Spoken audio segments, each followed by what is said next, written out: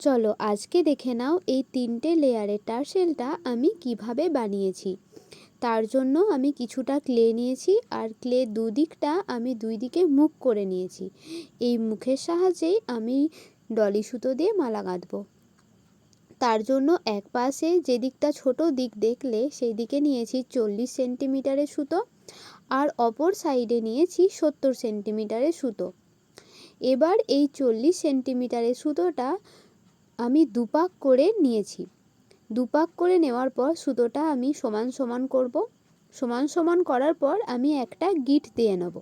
এই যেভাবে আমি গিঁট দিলাম এরকমভাবে বাকিগুলো আমি সুতোগুলো লাগাবো আর অমনি করেই গিঁট দিয়ে নেব। এই ছোট দিকটায় 40-40 করে তিন দিকেই 40 সেন্টিমিটারের সুতো লাগবে আর অপর দিকেই 70-70 করে তিনটে 70 সেন্টিমিটারের সুতো লাগবে। এই যে আমার গিঁট দেওয়া হয়ে গেছে। এবার আমি পুঁতি দিয়ে মালা গাঁথবো। এই ছোট দিকটায় আমি 22টা করে পুঁতি নিয়েছি।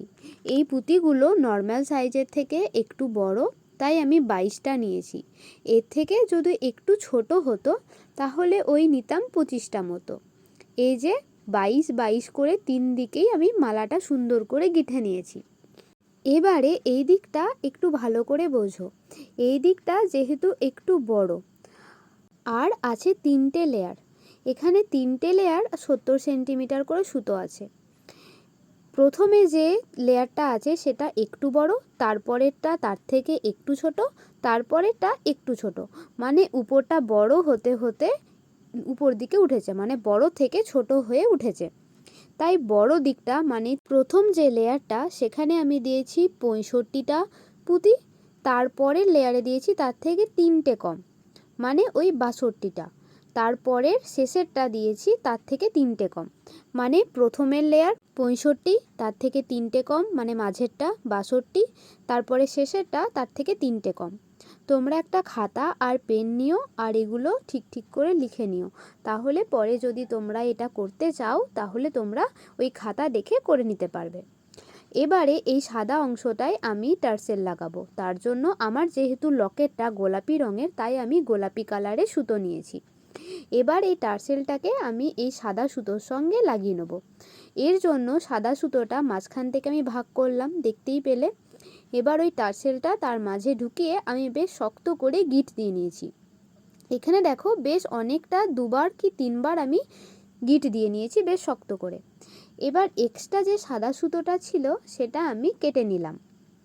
এবার এই সাদা সুতোটা দেখতে ভালো লাগছে না, উপরে বেরিয়ে আছে, তাই না? তাই এটাকে কি করব, জড়িয়ে নেব। তার জন্য আমি এক্সট্রা একটু গোলাপি রঙের সুতো নিয়েছি।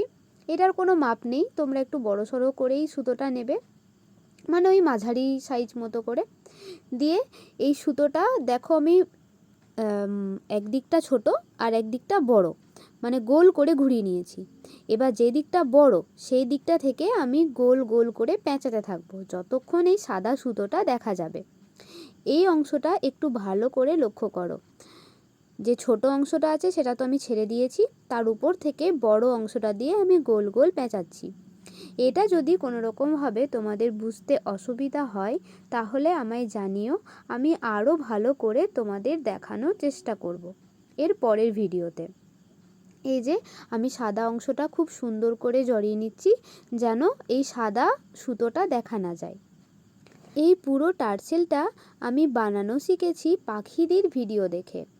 আমি পাখিদের মতো তো বানাতে পারিনি, তাই যাই হোক আমি আমার মতো করে চেষ্টা করেছি। এই যে জড়াতে জড়াতে আমার প্রায় সাদা সুতোটা ঢেকেই গেছে। এবারে যেটা করব সেটা একটু ভালো করে লক্ষ্য করো। আর এই অংশটা আমি ঠিক যতটা স্পিডেই করেছিলাম অমনিভাবেই তোমাদের এটা দেখিয়েছি, যাতে তোমরা এই অংশটা খুব ভালো করে বুঝতে পারো। এই জিনিসটা নতুনত্ব ছিল, আমারও বেশ ভালো লেগেছে এইভাবে দড়িটা বেঁধে। দেখো আমি গোল গোল করে খুব ভালো করে এটাকে জড়িয়ে নিয়েছি। আর তোমাদের যদি এটা বুঝতে অসুবিধা হয় তাহলে কিন্তু অবশ্যই জানিও, আমি আরও ভালো করে এই অংশটা দেখানোর চেষ্টা করব, বা আলাদা রকমভাবে এটারই জন্য একটা আলাদা ভিডিও বানাবো। এই দেখো আমার তো জড়ানো হয়ে গেছে। এবার এই জড়ানোর পর যে সুতোটা আমার বাঁচলো, মানে এই সুতোটা এই যে গোল করে ঘুরিয়েছিলাম প্রথমে, এই গোলের মাঝখান থেকে আমি ঢুকিয়ে নেব। এই যে এই গোলটা, এই গোলের মাঝখান থেকে এই জড়ানোর শেষ অংশ সুতোটা আমি ঢুকিয়ে নিলাম। এরপরে এই ঢোকানোটা এইভাবে আমি ধরবো শক্ত করে, আর ওপাশে যে প্রথমে সুতোটা ছেড়েছিলাম সেটা দিয়ে শক্ত করে টেনে নেব। টানার পর এটা ভিতরের মধ্যে গিঁট লেগে যাবে। এবার এটা কোথা থেকে আমি জড়ানো স্টার্ট করেছিলাম আর কোথায় গিয়ে শেষ করলাম সেটাও কিন্তু আর বোঝা যাবে না। এটা শক্ত হয়ে গিঁট হয়ে গেল, এটা আর কোনোভাবেই খুলবে না। এবার দুই পাশ থেকে দুই দিকের সুতোটা আমি কেটে নেব। এই যে কাটা হয়ে গেছে। এবার কিন্তু দেখে আর কেউ বুঝতেও পারবে না যে আমি এই পেঁচানোটা কোথায় শুরু করেছিলাম আর এই পেঁচানোটা কোথায় শেষ করলাম। এবার এই কাটা অংশের জায়গায় একটু আঠা লাগিয়ে দেবো, যাতে মুখটা আর দেখা না যায়। এই যে সুন্দর করে আঠা লাগিয়ে নিয়েছি। এবারে যে কটন বলটা আমি আগের থেকেই টার্সেলের মধ্যে ঢুকিয়ে রেখেছিলাম সেটাকে ওই পেঁচানোর অংশে দেব। এই যে এই অংশটা দিলে একটু দেখতে বেশি ভালো লাগে, তোমরা চাইলে নাও দিতে পারো, দেখতে একটু বেশি ভালো লাগবে তাই আমি দিয়েছি। এবারে এই শেষের অংশটা আমি সুন্দর করে ঝুলিয়ে নেব। এই অংশটা তোমাদের আগেও দেখিয়েছি, তাও আর একবার দেখিয়ে নিলাম। আর একটু গোলাপি রঙের সুতো নিয়েছি, এবারে সেটাকে 10 পাক মতো ঘুরিয়েছি। 10 পাক ঘোরানো হয়ে গেলে কাঁচি দিয়ে এটাকে আমি কাটবো, তারপর ওই টার্সেলের অংশে মুখটা লাগিয়ে দেবো। এইটা না লাগালেও হয়, আবার এরকমভাবে ছেড়ে দিলেও হয়। এরকমভাবে ছেড়ে দিলে দেখতে একটু কেমন লাগে আমার মনে হয় এটা, তাই আমি এভাবে ঝুলন্তটা করে দিই যাতে দেখতে একটু বেশি ভালো লাগে। এই যে টার্সেলটার মাঝখান থেকে একটু ফাঁক করব, ফাঁকা করার পর এই যে কাটা অংশগুলো ঢুকিয়ে নিলাম। ঢোকানোর পর এই দুটোকে সমান সমান করব। সমান সমান করার পর আরও একটু এক্সট্রা সুতো নেব এবং সেই সুতোটা দিয়ে ভালো করে গিঁট দিয়ে নেব। গিঁটটা বেশ শক্ত করে দিতে হবে যেন এটা কোনোভাবেই খুলে না যায়। এই যে আমি গিঁট দিয়ে নিচ্ছি।